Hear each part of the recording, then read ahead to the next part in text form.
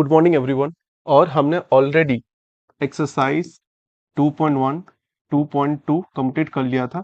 तो आज हम करने वाले हैं एक्सरसाइज 2.3। और जैसे कि यहाँ पर आप देख पा रहे हो, क्वेश्चंस को मैंने अच्छे से डिजाइन किया है इन सच ए वे दैट आपको अच्छे से समझ में आए। ठीक है, तो देखो यार, पहला क्वेश्चन क्या बोल रहा है। पहला क्वेश्चन हमारा क्या बोल रहा है।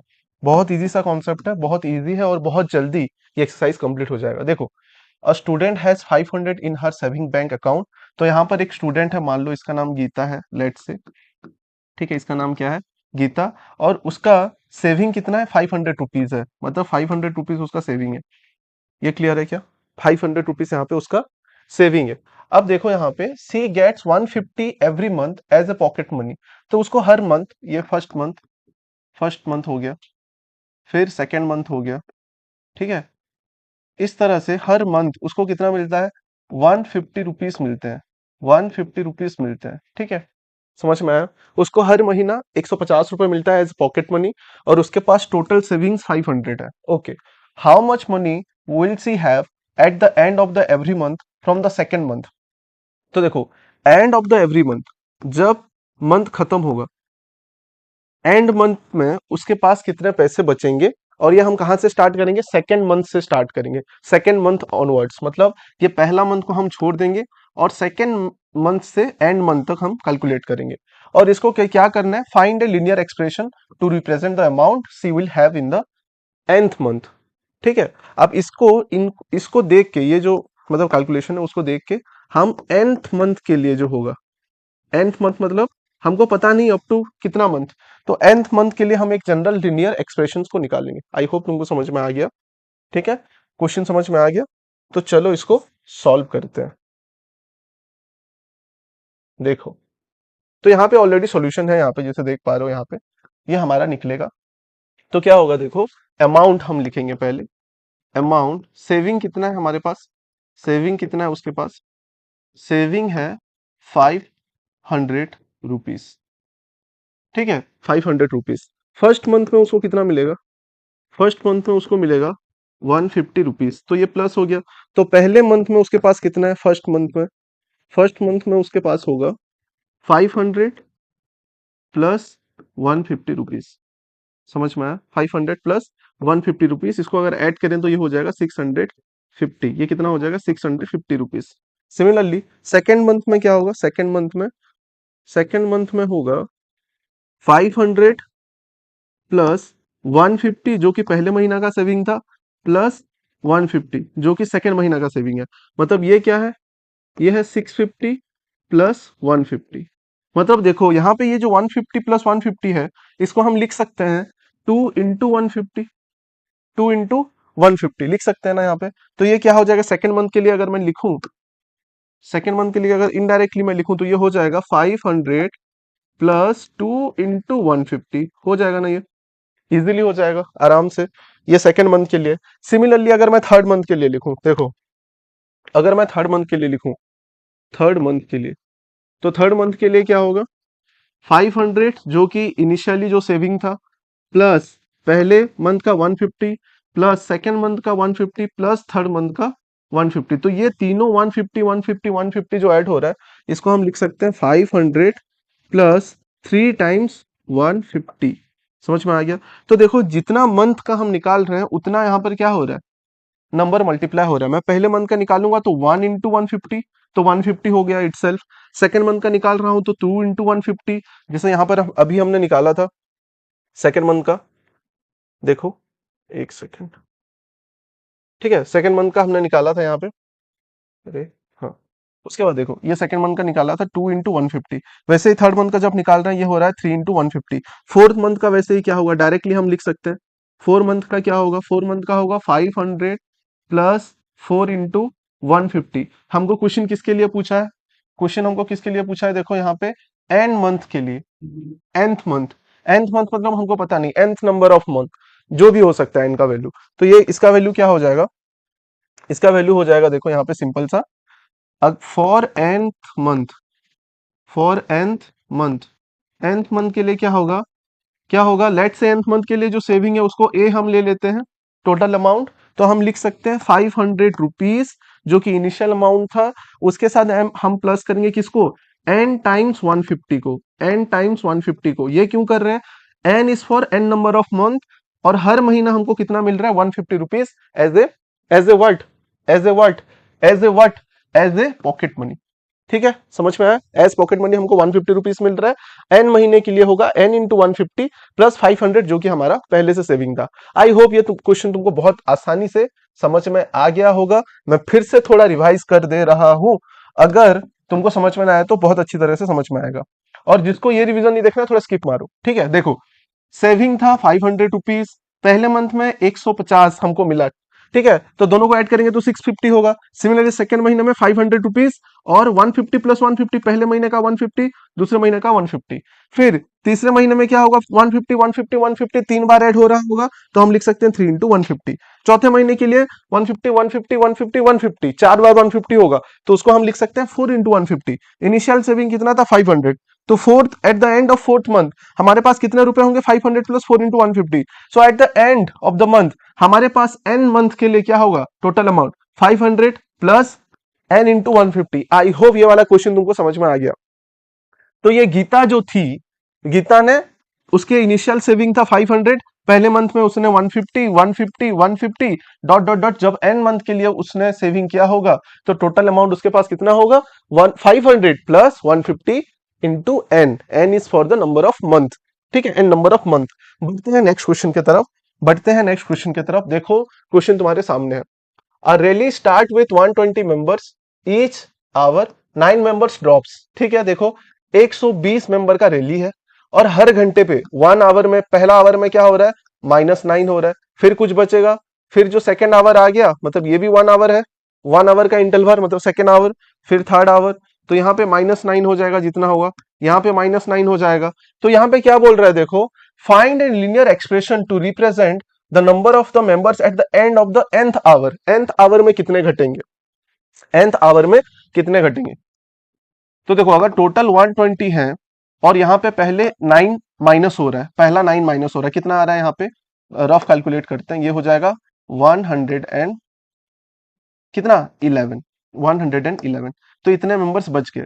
ठीक है, तो पहले के लिए मैं क्या लिख सकता हूँ? पहले आवर के लिए मैं लिख सकता हूँ, देखो ध्यान से, 120 माइनस 9। सेकेंड आवर के लिए मैं क्या लिख सकता हूं? 120 माइनस 9, जितने बचे थे उससे फिर -9। थर्ड आवर के लिए क्या लिख सकता हूं? 120 120 माइनस 9 और इससे फिर क्या होगा? और एक -9 होगा। तो सेकेंड आवर के लिए 2 9 माइनस हो रहा है, थर्ड आवर के लिए 3 -9 हो रहा है।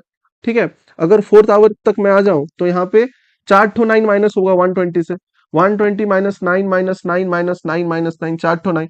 तो इसको अगर हम मल्टीप्लीकेशन के फॉर्म में लिखेंगे तो ये हो जाएगा कितना? देखो यहाँ पे हम लिख सकते हैं, यहाँ पे हम लिख सकते हैं, क्या लिख सकते हैं? यहाँ पे लिख सकते हैं 120 माइनस 2 इंटू 9। यहाँ पे लिख सकते हैं 120 माइनस 3 इंटू 9। यहाँ पे लिख सकते हैं 120 इंटू कितना? 4 आवर के लिए 4 इंटू 9। ठीक है, 4 इंटू 9, सॉरी यहाँ पे इंटू नहीं होगा, यहाँ पे होगा -4 इंटू 9। तो हमको किसके लिए निकालना है? हमको निकालना है nth आवर के लिए। तो लेट से ये फोर्थ आवर के लिए था, nth आवर के लिए क्या होगा? nth आवर के लिए, फॉर nth आवर हमारे पास आ जाएगा 120 माइनस n इंटू 9। समझ में आया? n is the number of hour. अगर ये 10 घंटे के लिए निकालोगे तो 10 इंटू 9 करोगे, उतना 120 से माइनस हो जाएगा। तो ये तुम्हारा मेंबर रिमेनिंग जो है, ये हम जो nth आवर के लिए निकाल रहे हैं, ये क्या है? ये मेंबर रिमेनिंग है, मेंबर रिमेनिंग।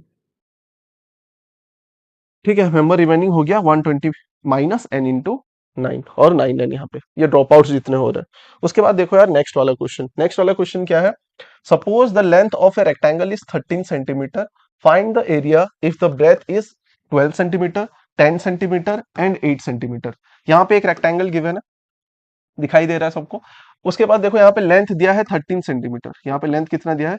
13 सेंटीमीटर। ब्रेथ कितना दिया है? लेंथ देखो सबके लिए सेम है, लेंथ कितना है? 13 सेंटीमीटर। अब देखो ब्रेथ की बात करें तो ब्रेथ हमारा एक पहला पॉइंट जो है, पहला बीट, पहले बीट के लिए है 12 सेंटीमीटर। ठीक है, सेकेंड जो बीट है उसके लिए है हमारे पास 10 सेंटीमीटर, और थर्ड बीट जो है उसके लिए है 8 सेंटीमीटर। तो अभी देखो हमको क्या निकालना है, find a linear pattern representing the area of the rectangle. तो एरिया अगर हम निकालें, एरिया का फॉर्मूला क्या होता है, एरिया का लेंथ इंटू ब्रेथ होता है। तो लेंथ कितना है 13, सबके लिए सेम, इंटू ब्रेथ, ब्रेथ को 12 लेंगे, तो यहाँ पे मल्टीप्लाई करने के बाद कुछ आंसर आ जाएगा। ठीक है, ये पहला बीट के लिए है। सेकेंड बीट के लिए हम क्या कर सकते हैं, एरिया जब निकालेंगे तो 13 इंटू क्या करेंगे, जो दूसरा टर्म है 10, तो यहाँ पे इसका कुछ वैल्यू जो भी आ जाएगा। अब देखो थर्ड के लिए जब निकालेंगे, थर्ड के लिए जब निकालेंगे एरिया, तो यहाँ पे भी कितना आ जाएगा, यहाँ पे आ जाएगा 13 इंटू 8, तो ये भी कुछ वैल्यू आएगा। अब देखो सब में कॉमन क्या है यहाँ पे, 13 which is the length of the rectangle. सब में कॉमन क्या है, 13 13 13। तो अगर हम ब्रेथ को b ले लेंगे तो हमारा लीनियर इक्वेशन क्या हो जाएगा, हमारा लीनियर इक्वेशन क्या हो जाएगा, देखो यहाँ पे लिख सकते हैं एक पॉइंट पे, यहाँ पे लिख सकते हैं हमारा लीनियर इक्वेशन मतलब area, area is equals to 13 into b. So this is the linear equation where b is the variable, b का वैल्यू कुछ होगा, according to that हमारा एरिया निकलेगा रेक्टेंगल का। So that's why यहाँ पे लिखा गया है, देखो a is equals to 13b where a is the area of the rectangle and 13 is common, that is the length। उसके साथ मल्टीप्लाई करना पड़ेगा हमको ब्रेथ, जो ब्रेथ का जो भी मतलब क्वांटिटी होगा, जो भी गिवन लेंथ होगा क्वेश्चन में, वो मल्टीप्लाई करेंगे। So this is our required linear pattern, ये हमारा क्या है, रिक्वायर्ड लीनियर पैटर्न है। ठीक है, ये हमारा रिक्वायर्ड लीनियर पैटर्न है। उसके बाद देखो आगे बढ़ते हैं नेक्स्ट वाले क्वेश्चन पे। अब यहाँ पे देखो क्या बोल रहा है, suppose the length of the rectangular box. देखो रेक्टेंगुलर बॉक्स बोल दिया, तो यहाँ पे रेक्टेंगुलर बॉक्स एक 3D बॉक्स हो गया, जिसका लेंथ ब्रेथ और हाइट तीनों रहेगा। इसका लेंथ रहेगा, ब्रेथ रहेगा, हाइट भी रहेगा। ठीक है, उसका क्या दिया है 7 सेंटीमीटर। ठीक है, लेंथ 7 सेंटीमीटर है, ब्रेथ जो है वो 11 है। लेंथ यहाँ पे फिक्स्ड है, लेंथ यहाँ पे फिक्स्ड है, ब्रेथ भी यहाँ पे फिक्स्ड है। लेंथ कितना है 7 सेंटीमीटर, ब्रेथ कितना है 11 सेंटीमीटर। वॉल्यूम निकालना है। ठीक है, क्या निकालना है, वॉल्यूम। अब देखो यार, वॉल्यूम का फॉर्मूला सबको पता होना चाहिए। वॉल्यूम क्या होता है, length into breadth into height. क्या होगा, length into breadth into height, मतलब इसको हम लिख सकते हैं L into B into H. अब एच के गिवन डिफरेंट डिफरेंट वैल्यूज हैं। देखो एच का वैल्यू क्या क्या है डिफरेंट, पहला वाले पॉइंट की बात करें तो यहाँ पे 5 सेंटीमीटर गिवन है, दूसरा वाला पॉइंट देखें तो वहां पे 9 सेंटीमीटर है, और तीसरा वाला पॉइंट को हम देखें तो वहां पे कितना है 13 सेंटीमीटर। तो ये डिफरेंट हाइट के वजह से वॉल्यूम हमारा डिफरेंट डिफरेंट आएगा। ठीक है, डिफरेंट हाइट के लिए हमारा वॉल्यूम जो है वो डिफरेंट डिफरेंट आएगा। तो पहला, अगर पहला जो हाइट है 5 सेंटीमीटर के लिए मैं वॉल्यूम निकालूं तो क्या होगा, length into breadth into height कितना है 5 सेंटीमीटर। तो लेंथ ब्रेथ का वैल्यू कितना है, देखो 7 और 11 है, एल बी का वैल्यू, तो 7 इंटू 11 इंटू 5 कर रहा हूं, मतलब ये चेंज हो रहा है। तो यहाँ पे हो जाएगा 77 इंटू 5। तो ये चेंज, मतलब जो चेंज है वेरिएबल क्वांटिटी है, मतलब जो गिवन नहीं है। समझ में आ रहा है ना, मतलब जो गिवन है, सॉरी जो गिवन है डिफरेंट, ये तो कांस्टेंट है, ये चेंज हो रहा है। अब देखो दूसरे के लिए अगर हम निकालेंगे तो सिमिलरली ये क्या हुआ, length into breadth into height. तो लेंथ तो 7 है, इंटू ब्रेथ 11 है, इंटू हाइट जो गिवन है 9 सेंटीमीटर। ये 9 सेंटीमीटर अलग से गिवन है, तो ये हो जाएगा 77 इंटू 9, ये वाला जो भी इसका एक वैल्यू आएगा। उसके बाद देखो इसको और करेंगे तीसरे पॉइंट के लिए, तो ये हो जाएगा 77 इंटू क्या, 77 इंटू ये तीसरा 13, जो कि थर्ड बिट पे गिवन है 13। ठीक है, तो ये आ जाएगा 13, तो ये एक वैल्यू देगा हमको। समझ में आ रहा है, तो कॉमन क्या है हमारा, लेंथ ब्रेथ का मल्टीप्लीकेशन व्हिच इज 77। तो हम volume volume volume of rectangular box, rectangular box, इसको क्या लिख सकते हैं, इसको लिख सकते हैं 77, जो कहां से आया, 77 कहां से आ रहा है, 77 हमारा आ रहा है लेंथ इंटू ब्रेथ करके, लेंथ जो है 7 है, इंटू ब्रेथ जो है वो 11 सेंटीमीटर है, ये गिवन दिया हुआ है। ठीक है, तो यहां से ये 77 जो कि कांस्टेंट वैल्यू आ रहा है, उसके साथ हम क्या करेंगे, डिफरेंट वैल्यू ऑफ हाइट को मल्टीप्लाई करेंगे। तो हम इसको, ये volume of the rectangular box को अगर भी लेंगे तो ये हो जाएगा 77 इंटू बी, 77 बी। समझ में आ गया, इजी था। तो ये हो गया हमारा required linear expression, v is equal to 77b। वही चीज यहाँ पे मेंशन है, वही चीज देखो यहाँ पे मेंशन है आंसर में, क्या लिखा है, लिखा है v is equal to 77h। ठीक है, v is equal to 77h होगा, यहाँ पे b लिखते हो। ठीक है, ये होगा h for height, HEIGHT। I hope ये वाला भी तुमको समझ में आ गया। समझ में आ गया ना? इजी सा है, देखो डायग्राम जिसको समझ में नहीं आ रहा इसको थोड़ा देखोगे तो समझ में आएगा। डिफरेंट डिफरेंट बॉक्स है, देखो यहाँ पे एक बॉक्स है, यहाँ पे एक बॉक्स रखा है, यहाँ पे एक बॉक्स रखा है, सबके लिए हाइट अलग अलग है, लेकिन 7 × 11 का वैल्यू जो है वो इक्वल है। ठीक है, यहाँ पे डिफरेंट डिफरेंट हाइट है तो इसका वॉल्यूम डिफरेंट डिफरेंट आएगा। वो किसके ऊपर डिपेंड कर रहा है? हाइट के ऊपर, क्योंकि बाकी दो टर्म्स तो सेम है तीनों के लिए, है ना?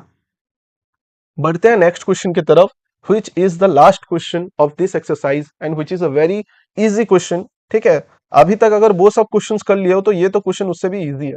देखो क्या है, Sarita is reading a book of 500 pages. देखो सरिता यहाँ पे बुक के ऊपर बैठी है, ठीक है, एआई की हेल्प से ये बनाया था। तो देखो जैसे यहाँ पे ये मान लो ये सरिता है, और सरिता क्या कर रही है? 500 पेजेस का एक बुक पढ़ रही है। ठीक है, सरिता सरिता क्या कर रही है?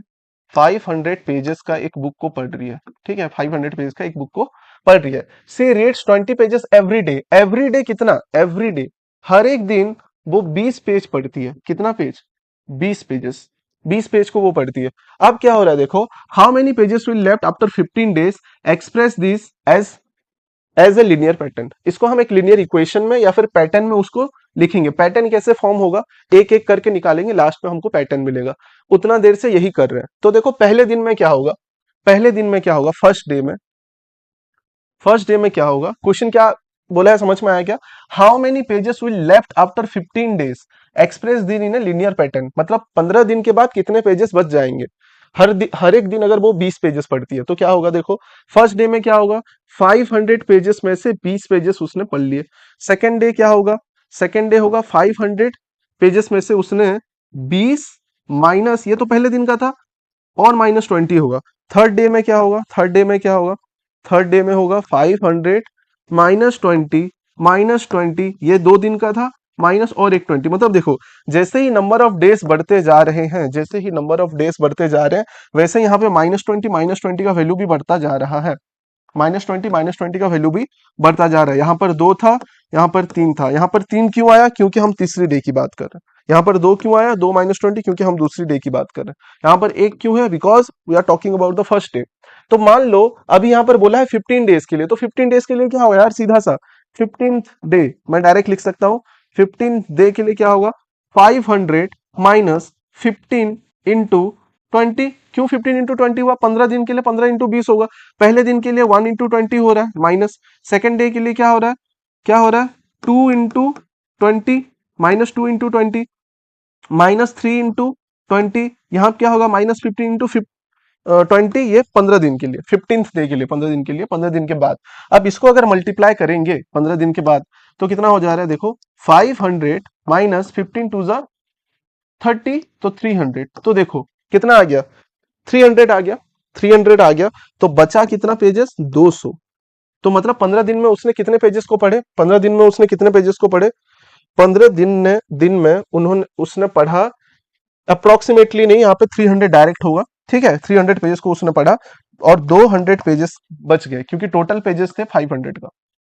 ठीक है, उसी को अगर हम लिनियर एक्सप्रेशन में लिखें तो नंबर ऑफ डेज, अगर n नंबर ऑफ डे के लिए हम निकालें तो क्या होगा देखो, फॉर nth डे के लिए अगर हम निकालेंगे तो वो हो जाएगा 500, जो कि टोटल नंबर ऑफ पेजेस है, minus nth day n into एक दिन का 20, तो इंटू 20 करेंगे तो ये nth डे के लिए इतना आ जाएगा। आई होप तुमको लिनियर पैटर्न कैसे फॉर्म करते हैं वो समझ में आ गया होगा। बहुत इजी सा कॉन्सेप्ट है, बस तुमको 1 डे के लिए निकालना है, सेकंड डे के लिए, थर्ड डे के लिए, एंड एट द एंड तुम जिस डे के लिए, जितना डे के लिए वो पूछा होगा उतना डे के लिए, सपोज वहां पे तुमको nth के लिए पूछा है तो n इंटू करोगे, m के लिए पूछा है तो m इंटू करोगे, और 100th डे के लिए पूछा है तो 100 को मल्टीप्लाई कर देना है। समझ में आ गया?